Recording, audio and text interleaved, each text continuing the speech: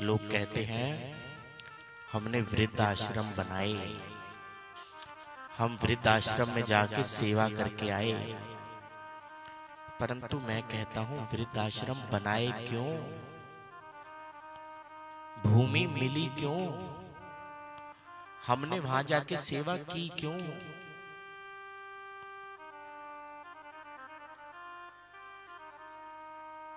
हमारे जैसे ही व्यक्ति घरों में है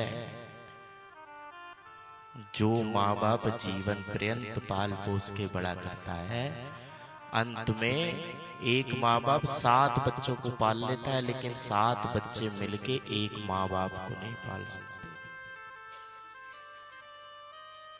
ऐसा ही प्रसंग मेरे साथ हुआ। एक बार मैं भी किसी वृद्धाश्रम में चला गया, कोई कार्य था तो सेवा करके आ गया। अब कुछ एक लोगों को पता चला क्योंकि मैंने सोशल मीडिया पर पोस्ट डाली। वो पोस्ट डालने का मकसद ये था कि कोई देखेगा तो उसको प्रेरणा मिलेगी।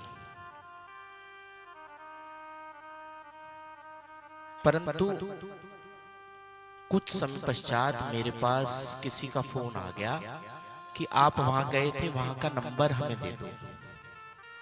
मेरे मन में बड़ी प्रसन्नता हुई, चलो शायद मेरी पोस्ट से एक व्यक्ति और सत्कर्म करके आएगा।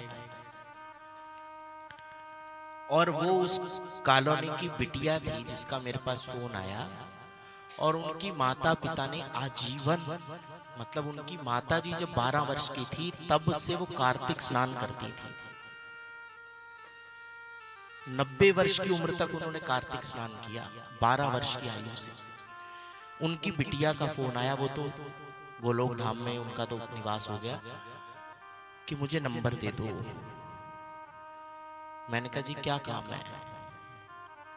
क्योंकि कोई पूछता तो ये कहते कि जी हमें कुछ बुक कराना है, तो उस सलाह होती, कहते जी नंबर चाहिए। मैंने कहा क्यों?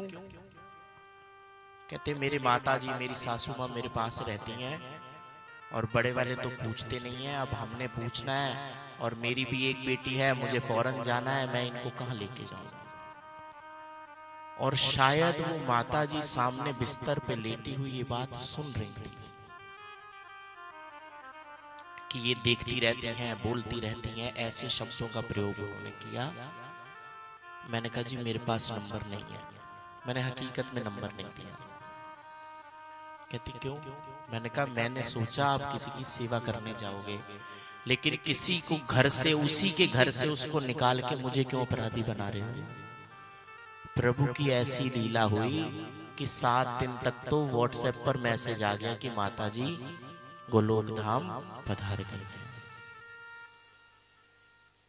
तो ये हमारे ही घर हैं, हमने ही वृद्धाश्रम बनाए हैं।